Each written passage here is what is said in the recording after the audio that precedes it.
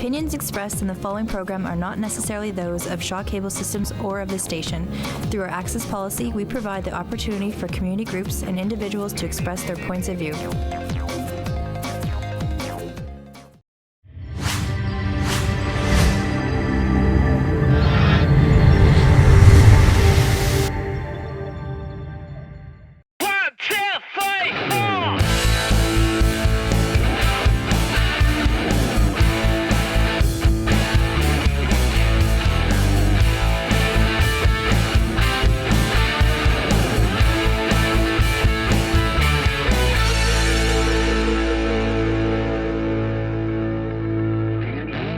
Welcome to the Rock Talk Show. I'm your host, Phil Cholosky.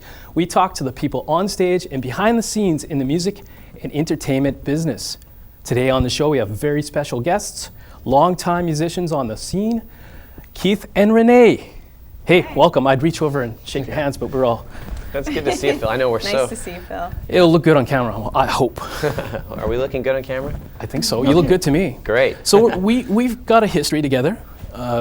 We go back to probably the late 90s, I'd say. Yeah. You guys started out as Easily Amused and transitioned to Keith and Renee, but we'll back it up a bit. I was in a band called Spur of the Moment, and I guess we were kind of on the scene together, busking at the Forks. We did shows at similar clubs, and we were talking about this earlier, the Macaroni Bar. Yeah. That's crazy because that place has been shut down for a while now. But it's places like West End Cultural Center, and well, talk to us about that, like going from those early days into, well, now. Well, I can tell you something about this, and I don't think Renee even knows about this. This past weekend, this is so nostalgic, but I was skating at the Forks on a day off, and you know the pavilion at the Forks where everyone skates in the winter? And Yes. So I put my skates on and I go out, and literally to the second I walk out, and what comes on the sound system for the skaters? Keith and Renee's new album, Best Day. It's like playing while I'm skating to my own music. So I felt like that was a real upgrade from busking at the Forks to now, and I felt like I actually made it. I was like rock star status right there. That's cool. It was pretty cool. That makes me Yep. think about a time we did the Pan Am Games, and we got invited to go watch a baseball game. And in between innings, they played one of the Spur of the Moment songs, and that was one of those moments for me. Oh, that's awesome. It's playing over the big ballpark speakers, and it was cool. So, guys, how you been? I mean, we have that history. I've known you. You guys are constantly out there playing, and I hear your name all the time. But you bill yourself as country artists, right? Yeah, that's But true. you came from a more of a folky kind of background, pop country now. Is that how you bill yourself? And I want to clarify you guys today. I want to legitimize you guys. I know this is the Rock Talk Show, and I'll tell you guys at home listening and watching, these guys rock. I know they come off as country, but I heard one of your songs, Crying, and I tell you, that song rocks. So you're certified rock talk, rock and roll in my books. Oh, thank you very much. That's great. Because we briefly talked about how the sound of country is not too far off from rock and roll. Yeah. And it's maybe a twangy voice here, or an instrument, banjo, or lap steel guitar, away from a rock and roll kind of sound. But you guys have been to Nashville. Like, you've been to the heart of country.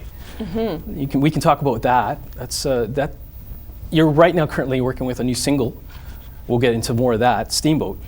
But talk to us about a lot to talk about there. Oh, there's a lot to talk about. Yeah. And how you came, you based in Winnipeg, but you've traveled everywhere. Sorry. We have.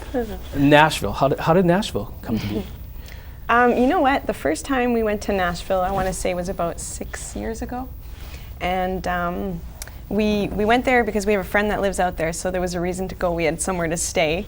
And once we got there, we just met a lot of cool artists. And as we know, there are a lot of musicians there and a lot of Canadian musicians there. So there were some people that we knew. So we started writing songs with them. And the more that we went back to Nashville, the more we met people.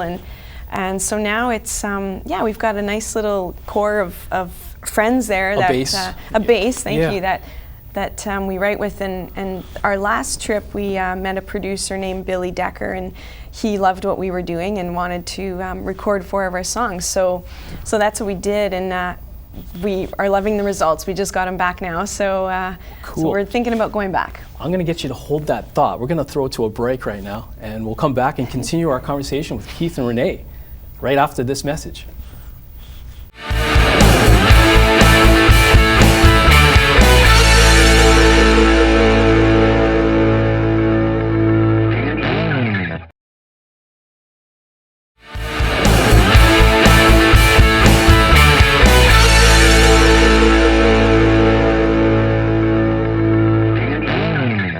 Welcome back to the Rock Talk Show. I'm with guests Keith and Renee. Let me properly introduce you guys. All right. Keith McPherson That's me. and Renee Lannoo. Lamoureux. Lamoureux. I've gotten everything. I get the same thing. I get that last name thing when they look at you and go, Cholosky. Oh I'm yeah, like, right. that's close enough. So, Yeah. we were talking about Nashville, the country scene versus rock and roll, but talk to us more about Nashville. You guys split your time between Winnipeg. You write, record here, but you're trying to establish yourself in that scene. So that is the place to be. Well, the thing about Nashville that's really amazing is, and we've noticed actually over the years of going there, that it's really, they call it Music City. It really is Music City. You know, I think back in the old days it was just known as Country Music City, but it feels like there's just all sorts of different styles of music that are integrating into the Nashville scene. So it's amazing because we do a lot of writing in Nashville, and that in itself is quite the process. We get put in a room for like 3 or 4 hours with people we've never met a lot of times, and we pick up our guitars and we're like, we're just going to write a song. And so that's kind of an interesting process in itself. I love that, being thrown into a creative situation where you don't have a clue what might happen. Yeah. Because that's exciting stuff as musicians. Sometimes it works and sometimes it just doesn't work. Well, but, of course. But like the more we do this, you know, the more you find the people that you connect with, and then it just becomes better every time. But what I find is that it's just like, you know, we go there with the intention of writing a country song, but we've had experiences in Nashville where, you know, we do end up writing a rock song or a pop song, and you know, I think it all at the end of the day gets really connected, and a good song is a good song. And Of course. As you know, being in the music industry, it's really how does the song get produced, and you know, once the song gets taken to the studio, there's so many ways to interpret it. You know, so like you were saying with the country thing, there really is a lot of undertones of rock that's happening. You know, big drums, big guitars, Yep. rock star vocals like Renee here, who's just like belting it out, and so. And I love that. Yeah. You know, we can argue all about country versus rock and roll, but it's all music to me. It I is. mean, it really starts from the acoustics on, a voice and simply acoustic guitar or your piano, what have you. I don't know, your writing process, is it come from the guitar out, or? For sure. Yeah. Because like seriously, I feel like we never really changed our music. You know, we crossed over to country Yeah. or whatever you want to call it. But I feel like we're still doing what we do. And yeah, it does come from just being in my room and writing. I get a lyric idea and then a melody comes in, and then like these last few years, I've definitely have been co-writing way more. So a lot of times there are at least 3 people in the room now, like Keith and myself and a third person. And I find that collaboration has been great to bring, you know, another perspective, and it really raises your not your expectations, but what am I trying to say? I'm not sure. I've been in a band with you for 17 years. I'm totally blanking out. 17 years, right? Yeah. Wow. We No, but started you at always the want age to of write 3, a I better should say. song, right? Of course. So that's what I'm trying to say. I find confidence, like when you're in a writing situation, you want to feel confident that this is not crap you're making. Yeah. You know, and you have other people to bounce ideas off of. And you two have been together for 17 years. Yes. Let's talk about that. Like, it's a relationship, and people that have been in those kind of things, you know, you go through a lot of different emotions and. For sure.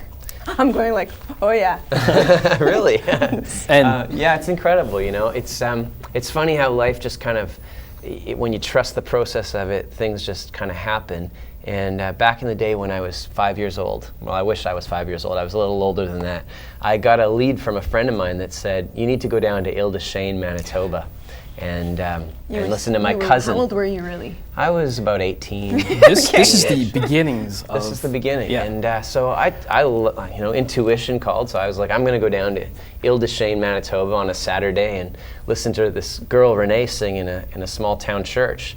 And I remember going in there and hearing RENEE sing, and just the voice, this little girl, and her voice is just booming out, and I was like, this is incredible.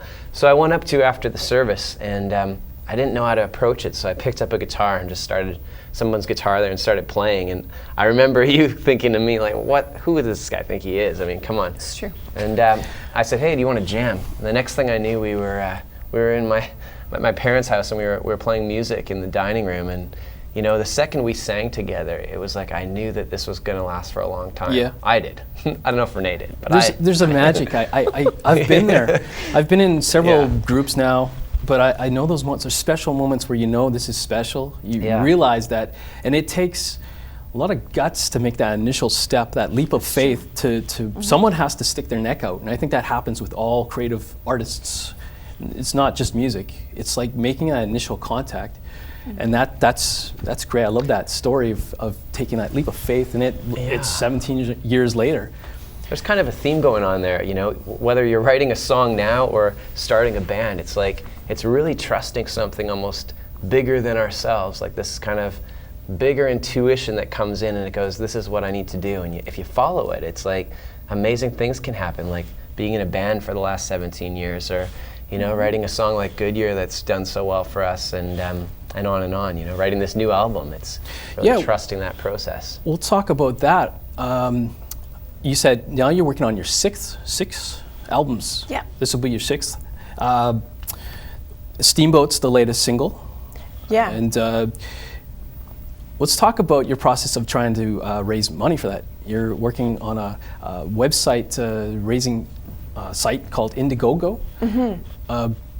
I think that's great. I mean, as musicians, we're trying to find sources of money because it's not easy. It's not cheap to do this. And talk briefly about that.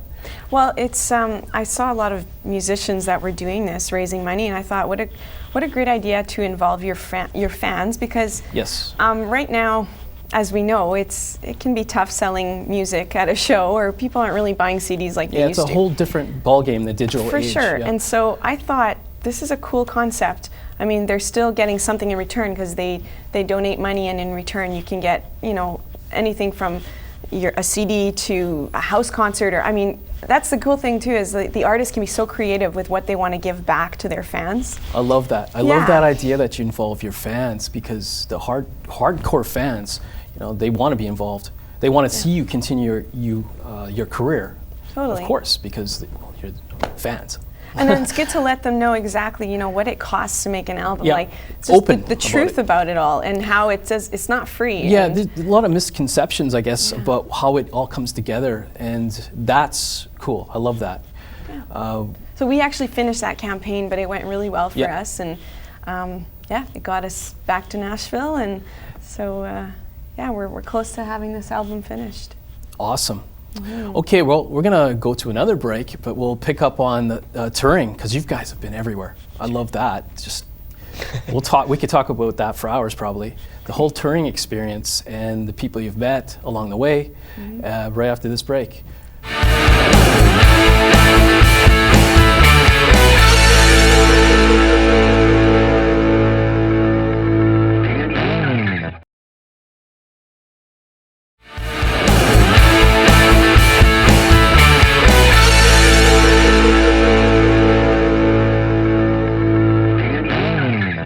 Welcome back to the Rock Talk Show. I'm with guests Keith and RENEE, and we're going to get into some talk of touring. We all have touring stories, and that's a lot of fun. You guys primarily travel as a duo, of course.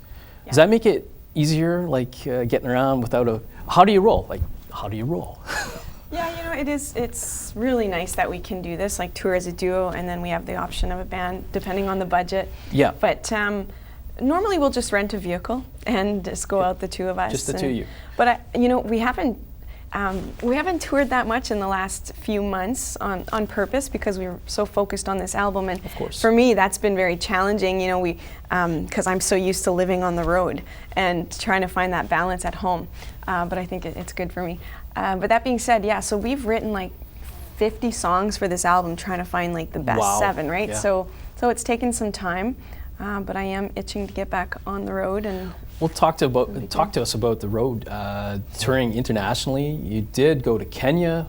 Yeah. It's amazing. Yeah, you know what I love about the road is that you're never going to do the same thing twice. There's no ordinary moments when you're on the road. And you know, some of our travels have brought us to places like, I mean, New York City, LA, Chicago, like North American big hot spots. Yeah. We've played small towns in the middle of, you know, America, like Nebraska and in Canada. and in Canada too. We've traveled across Canada numerous times. Yeah, and you're on all types of stages, like big stages or coffee houses. For sure. You guys can Yeah. adapt to the situation, and that's great. Like It's I the love it. flexibility of a performer that can handle just playing acoustically and singing, or then jump into a big band thing. And speaking of big bands, you guys play with the Winnipeg Symphony Orchestra. That was Doesn't pretty get bigger than incredible. that. You know, that was funny was my playing dream. playing with the orchestra. How did that happen?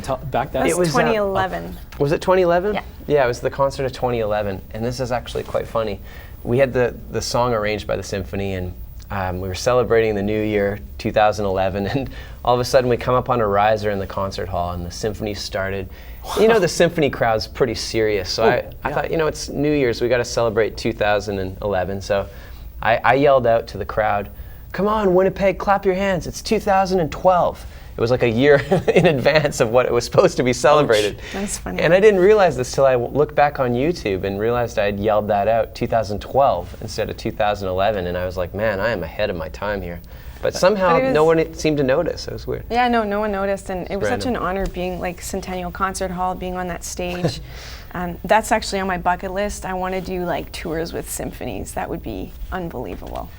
That would have been pretty stressful because there's so much riding on you guys to like make sure you don't screw up because you got this whole thing behind you, this huge orchestra. Actually, I felt really like, Comfortable or? oh yeah, I mean, they're such professionals, and it was like, I love being, you know, you're just surrounded by these awesome musicians, and it's like, oh man, this is a dream.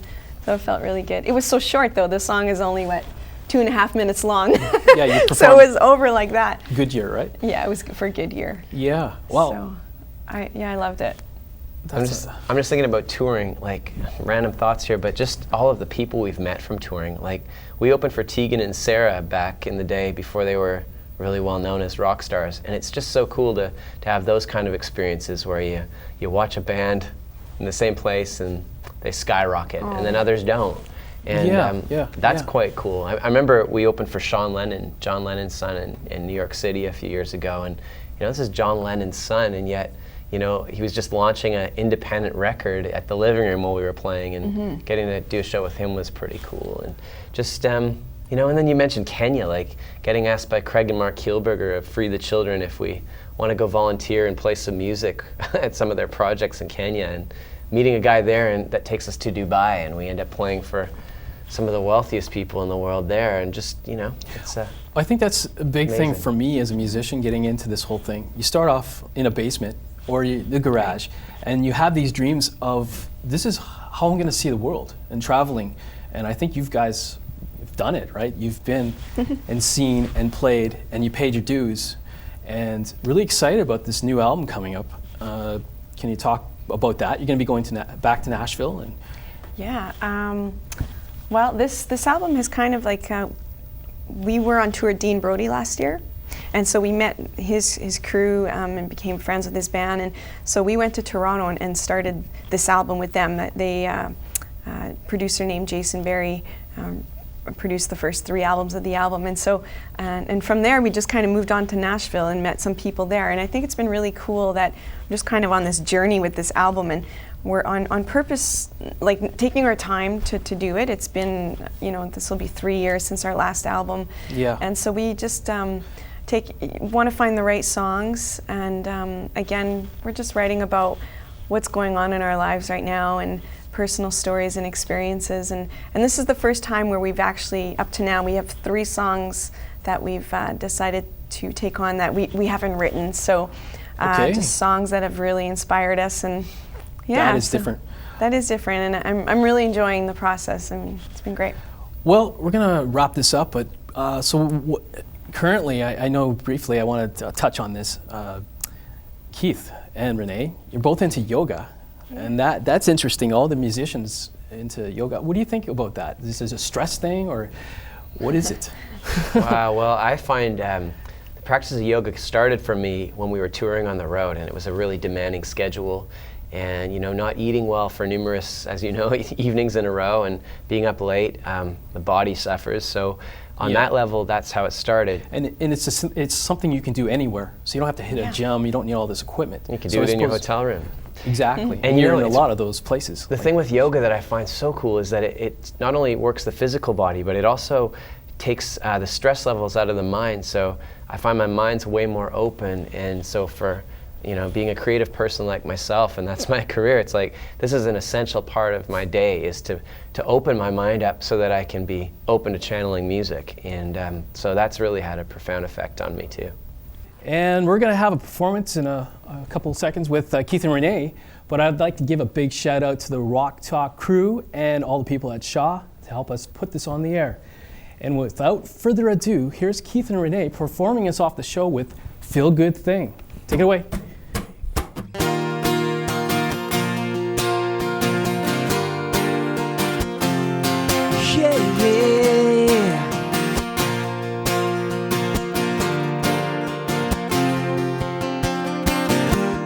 So good, swinging to the beat of the music, yeah. Jump right in, started with baby, how you doing? Stars are out tonight, and we caught up in a midnight moment. Baby, you got everything I want. It's just a feel good.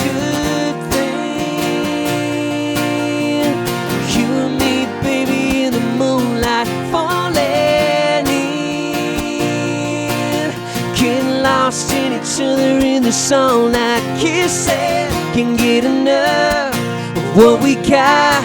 Baby, I'm hooked on this feel good thing.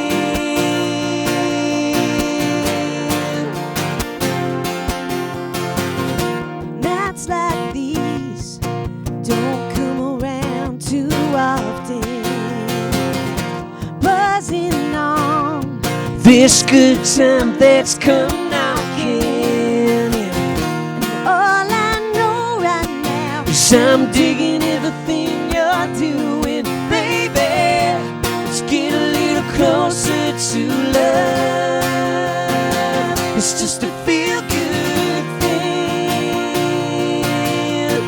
You and me, baby, in the moonlight, falling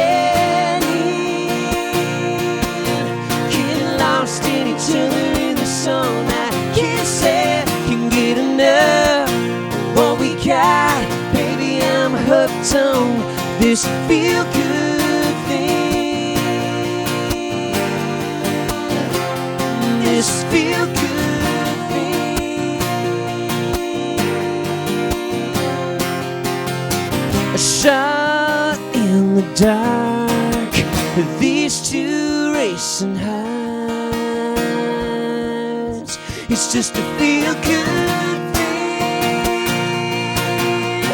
You and me, baby, in the moonlight, falling in, getting lost in each other in the song. That kisses can get enough of what we got. Baby, I'm hooked on this feel good.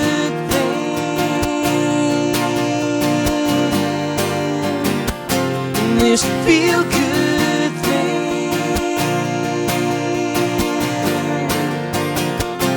This feel good thing.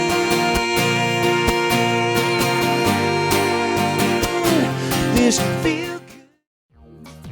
The opinions expressed on the program you have just watched are not necessarily those of Shaw Cable Systems or of this station. Through our access policy, we provide the opportunity for community groups and individuals to express their points of view.